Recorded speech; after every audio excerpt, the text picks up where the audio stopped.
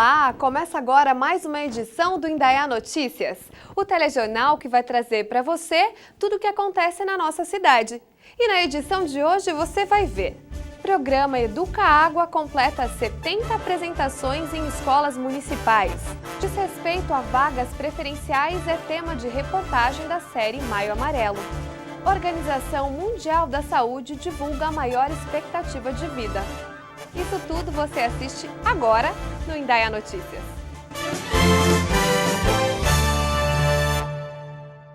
Conscientizar crianças sobre a importância da água pode ser uma tarefa difícil. Mas quando junta esse ideal com os benefícios do teatro, fica tudo mais fácil.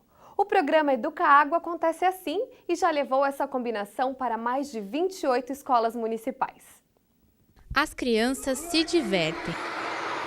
E de maneira leve e interativa, com o uso de bonecos, vão aprendendo a importância de economizar água. A peça teatral do projeto Educa Água chega à sua apresentação de número 70. O projeto é uma parceria entre a Secretaria de Recursos Hídricos e o SAI e já fez ação educacional em 28 escolas de educação básica. Nós estamos hoje na peça de número 70, serão 110 apresentações e a gente tem observado que as crianças têm gostado muito. Inclusive no final elas querem conhecer os personagens, querem abraçar os personagens e essas informações que elas aprendem aqui no teatro, elas levam para casa. Então isso é importante para nós, porque estamos formando aí novas pessoas, novos cidadãos com opiniões e aprendizados diferentes que eles vão poder estar utilizando no dia a dia, na sua casa e para eles também quando crescerem. O projeto ajuda na conscientização das crianças sobre o uso da água e tem trazido benefícios para o ambiente escolar, diz a coordenadora educacional. Esse projeto é importante porque vem conciliar, favorecer um trabalho que a gente já desenvolve na escola, que é desenvolvido na rede toda de Indaiatuba, que é o projeto Ambientação. E além de ser descontraído, esse ano está inovado também com os bonecos. E as crianças gostam muito e também conscientiza de uma forma dinâmica a economia de água na escola. As crianças entendem como reduzir o consumo de água e aprendem a importância de economizar. Quando você estiver tomando banho, enquanto você está se saboando, desliga o chuveiro. E quando estiver escovando o dente, quando estiver, desliga a torneira, que aí não gasta muita água. A personagem deixa uma mensagem para as crianças. Você aí de casa, não se esqueça, economizando a água nunca vai faltar. A água é o bem mais importante que nós temos.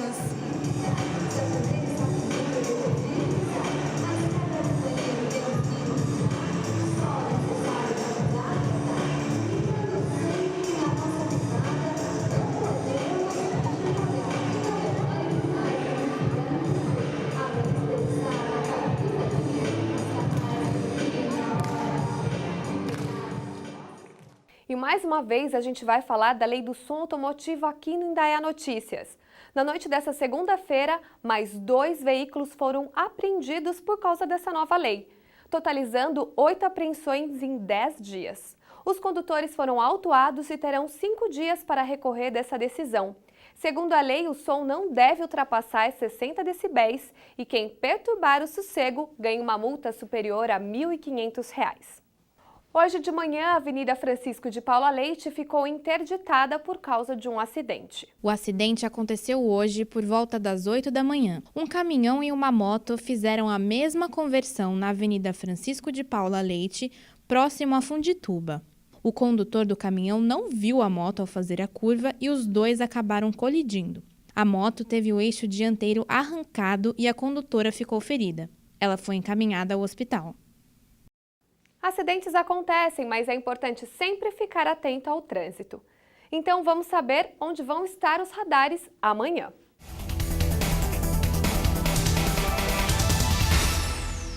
Na manhã dessa quarta-feira, os radares estarão posicionados na Avenida Engenheiro Fábio Roberto Barnabé, no cruzamento com a Rua Cristiano Steffen e na Avenida Visconde de Indaiatuba, próximo ao Ginásio Municipal de Esportes. O horário de operação é das 6h30 às 11h30 da manhã. Já das 11h30 da manhã às 13h30 da tarde, a fiscalização acontece na Avenida Engenheiro Fábio Roberto Barnabé, no cruzamento com a Rua Carlos Klink, e na Avenida Visconde de Indaiatuba, próximo ao Hospital Dia. No final da tarde, das 4 às 8 da noite, os radares estarão na Avenida Engenheiro Fábio Roberto Barnabé, na altura do número 363, e na Avenida Presidente Vargas, na altura do número 2351. Você respeita as vagas preferenciais ou estacione e dá desculpa de que vai ser rapidinho? No próximo bloco, a gente vai entender o porquê delas existirem. Fica aí, a gente volta já já.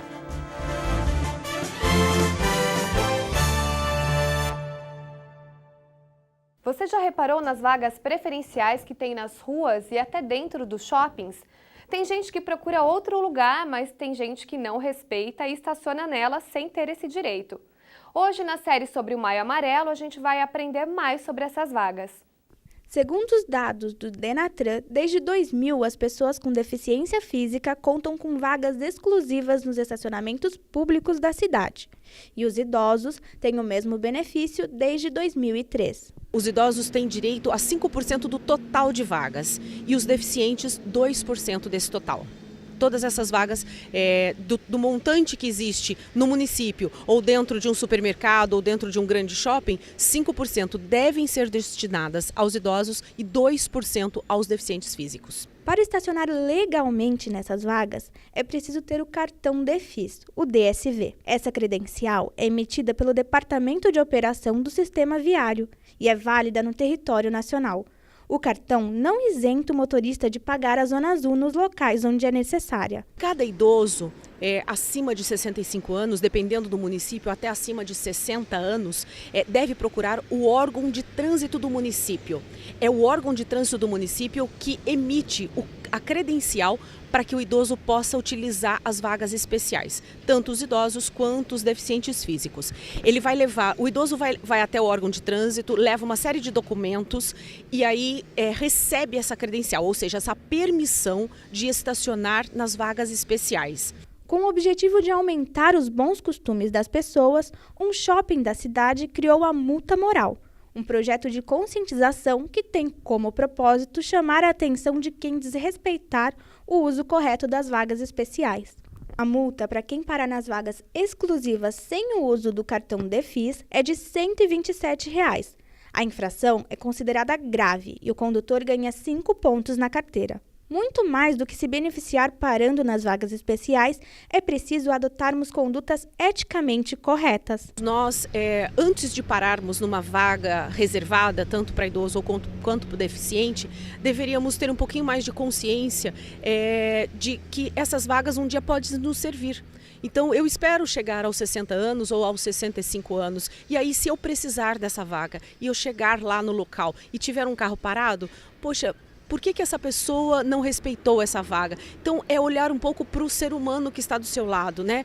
Hoje, eu tenho condição de parar meu carro mais distante do meu desejo de chegar numa clínica, num hospital, num comércio. Por quê? Porque eu tenho uma mobilidade muito mais fácil. Eu caminho com mais facilidade porque eu não tenho 60 ou 65 anos. As pessoas que já têm essa idade merecem esse cuidado, devem ter esse respeito por parte das outras pessoas que dividem a via. Então é simplesmente uma questão de respeito. O Tejusa começou a ser demolido em abril deste ano. No lugar onde se localizava o clube, que é considerado patrimônio histórico por muitos, hoje só tem entulho. O restaurante que ficava ao lado, no mesmo quarteirão, também foi desativado.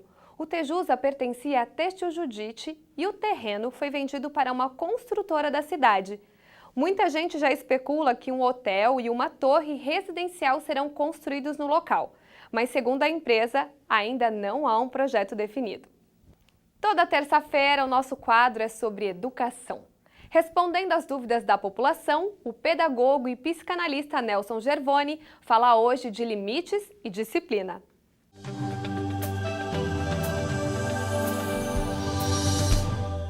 Olá, sou Nelson Gervoni, pedagogo e psicanalista, e vamos responder algumas perguntas que nos chegam de pais e professores, perguntas sobre a educação e a relação com os filhos. Eu tenho aqui um e-mail de uma mãe que pede para não ser identificada. Ela diz que trabalha fora e seus 3 filhos ficam com a sogra a semana toda. Os 2 mais novos, segundo ela, voltam para casa terríveis, pois, conforme o que ela diz, a sogra não põe limites para as crianças. E ela também diz que a sogra dela assiste a TV Indaiá nesse horário, né? Bem, vamos tentar falar com essa mãe e também com essa sogra, né? Os limites e as regras para a criança são, obviamente, muito importantes, né? Sem essas regras e limites, elas não conseguirão estruturar a vida na medida em que forem crescendo. Portanto, pais têm que colocar limite para os seus filhos. Quando os pais não fazem isso, geralmente agem pensando que estão tratando os seus filhos ou netos, como é o nosso caso aqui, com amor. Os limites devem ser vistos em 3 dimensões. Primeiramente, os limites que nós damos à criança. Em segundo lugar, os limites que elas precisam aprender a transpor na vida, e nós é quem temos que ensiná-las a fazer isso. E, em terceiro lugar, os limites da criança, que precisam também ser respeitados pelos pais ou responsáveis. Quando esses 3 tipos de limites estão desequilibrados, o desenvolvimento da criança vai ficar comprometido. Muito bem, agora quem nos escreve é o Ibrahim. O Ibrahim conta que está enfrentando problemas com a educação de seu filho de 12 anos, pois ele pensa de uma forma e a mãe pensa de um outro jeito e os 2 não conseguem chegar a um acordo quanto à criação da criança. Coincidentemente, disse ele, o menino começou a apresentar comportamentos de rebeldia e de desobediência ao pai e à mãe. E aí ele pergunta, como podemos agir para resolver isso? Ibrahim, você disse que coincidentemente, depois da divergência do casal, o menino começou a ter esse comportamento alterado. Na realidade, não houve coincidência. Questões de comportamento e de indisciplina são comuns em filhos de pais que discutem e divergem e que não concordam na maneira de educá-los. As divergências entre pais expõem fraquezas, falta de comando e descontrole, permitindo que o filho comece a perceber isso e ele passa então a manipular a situação da sua maneira. O casal deve entrar num acordo e evitar a todo custo discutir assuntos da criação perto da criança. Quando um fizer ou disser algo que o outro não concorde, é bom esperar o momento certo, ter paciência, né? E depois, longe da criança, conversarem sobre esse assunto. E se lembrem de uma coisa, quem mais perde com o desajuste do casal é a criança. Muito bem, se você tiver também alguma pergunta, escreva para a gente. O meu e-mail é nelson.gervone@gmail.com. E eu convido você também para acompanhar o nosso blog. Meu blog é gervone.blogspot.com.br. Até a próxima! E a nossa semana começou com um clima nublado. Vamos conferir a previsão do tempo.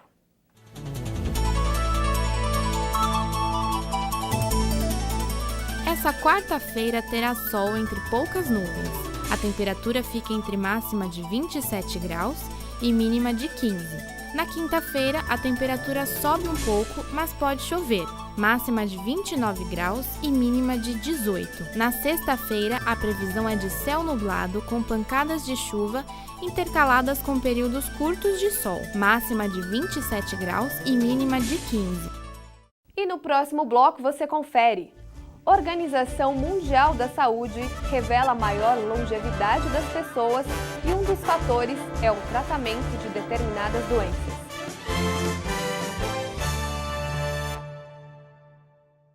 O relatório divulgado semana passada pela Organização Mundial da Saúde, a OMS, revelou que as pessoas estão vivendo mais.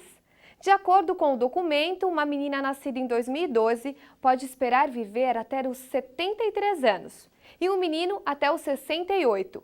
Entre os motivos dessa longevidade estão a redução da mortalidade infantil, a diminuição do consumo de tabaco e o tratamento de determinadas doenças. E falando em aumentar a expectativa de vida, algumas doenças como artrite, artrose e osteoporose são grandes inimigas da nossa saúde, mas que podem ser tratadas com fortalecimento e até musculação. Se você tem mais de 60 anos e pensa que é tarde para começar a fazer uma atividade física, ou talvez que seu corpo já está fraco para suportar a carga de exercícios, é hora de repensar o assunto. Combinar uma boa alimentação com a prática de atividades físicas é essencial para prevenir problemas e ter uma boa qualidade de vida. É importante entender que quando nós fazemos a prevenção da saúde, nós temos que pensar em aumentar a densidade óssea. E para aumentar a densidade óssea, eu preciso de três episódios. Eu preciso que a pessoa tenha ingestão de cálcio, faça uso da vitamina D e pratique atividade física com resistência, com carga, que nós conhecemos por musculação.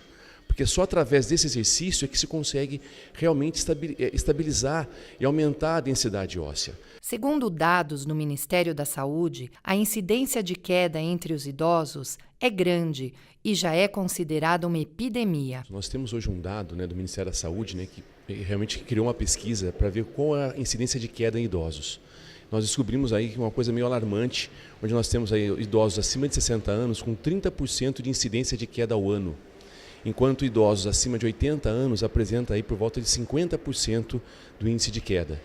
Isso realmente é alarmante, isso criou aí uma certa epidemia, para o Ministério da Saúde, que avaliou isso como uma epidemia, ou seja, a incidência é muito alta. Isso nos preocupa, porque é uma faixa etária que não está praticando atividade física regular.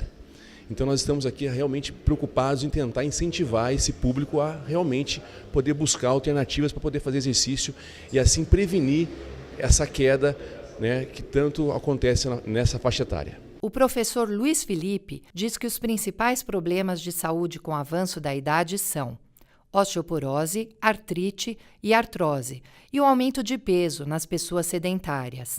Nestes casos, ele indica um bom exercício. Bem, com a idade a gente tem a osteoporose, a artrite, a artrose, até aumento de peso. O sedentarismo também causa sobrepeso, causa um estresse muito grande na articulação, devido ao sem usar o músculo, nada, quem mais sofre com isso é a articulação. Os exercícios são com pesos resistidos e com o menor impacto possível na articulação, sendo o aparelho de máquina ou sendo solo. E com isso a gente consegue atingir um objetivo muito grande, que é melhorar a qualidade de física, a qualidade muscular dessas pessoas. É sempre importante unir a musculação com atividades que trabalham a resistência cardiovascular. Com 78 anos de idade, Ana Maria, desde pequena, pratica atividades físicas e diz que é por isso que hoje desfruta de uma boa saúde. Eu fiz atividade física. Nós somos 5 irmãos, meu pai nos fazia fazer ginástica pelo rádio, naquela época, na década de 40, então eu tenho essa cultura de sempre fazer exercício físico. Durante esses anos todos, eu fui variando, Mas então acho que é por isso que eu tenho 78 anos, que eu não tenho problemas maiores, graças a Deus. Eu acho que é pelo fato de eu ter feito sempre exercício físico, ter me preparado, vamos dizer assim,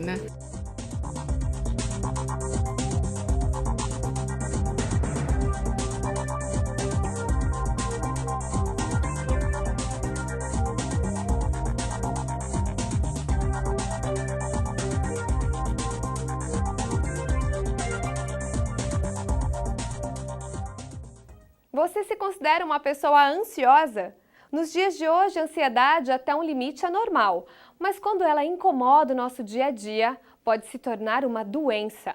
O transtorno de ansiedade é uma doença relacionada aos funcionamentos do corpo e às experiências de vida. Mas fique atento, ser ansioso e ter um transtorno de ansiedade é bem diferente. Cerca de 23% da população brasileira sofre desse transtorno. O transtorno de ansiedade é uma doença, é uma condição clínica importante, muito frequente no nosso país e é um problema sério. Agora, nem sempre a ansiedade é doença. Isso que é interessante. A ansiedade é uma emoção. Todo mundo sente ansiedade em algumas circunstâncias. Agora, quando ela se transforma num problema, ela pode ser uma doença. E aí precisa ser tratada. A gente fala em doença quando os sintomas são muito intensos, são muito graves, quando demoram muito para passar. né? E quando trazem prejuízo para a pessoa, né? Em uma ou várias áreas da vida. Por exemplo, traz prejuízo no trabalho, ou no relacionamento familiar, ou no relacionamento pessoal. Então aí a gente começa a pensar que aquela ansiedade não é normal, é uma ansiedade doença e precisa de tratamento. O tratamento contra esses transtornos é feito através de medicamentos e acompanhamento médico. Amanhã, o psiquiatra e terapeuta Francisco Ruiz vai realizar uma palestra na sede da Associação Paulista de Medicina, aqui em Indaiatuba. É muito importante que as pessoas tenham essa noção do que o que pode ser doença, o que precisa ser tratado, e da ansiedade, que é uma ansiedade normal do dia a dia. Então, o objetivo da minha palestra é justamente discutir essas diferenças, né, entre o patológico e o normal e apresentar também algumas possibilidades de tratamento. A pessoa pode estar sofrendo de ansiedade e não saber que está sofrendo disso? Olha, às vezes a pessoa se acostuma com aquele sofrimento e ela passa a achar que aquilo é normal, né? Então essa é uma possibilidade, mas geralmente a pessoa sofre, ela se queixa. Antigamente não existia muito esse conhecimento, né, do que é o transtorno de ansiedade, então a pessoa sofria e passava a vida inteira sofrendo. Hoje em dia as coisas mudaram e é mais fácil a pessoa identificar que tem um problema e buscar ajuda. Em razão do número de assentos do auditório da Associação Paulista de Medicina ser limitado, é necessário fazer uma inscrição antecipada pelo telefone, anota aí, 3875-7200. E chega ao fim mais uma edição do Indaiá Notícias. Obrigada pela sua companhia e nos vemos amanhã com mais notícias da nossa cidade. Até lá!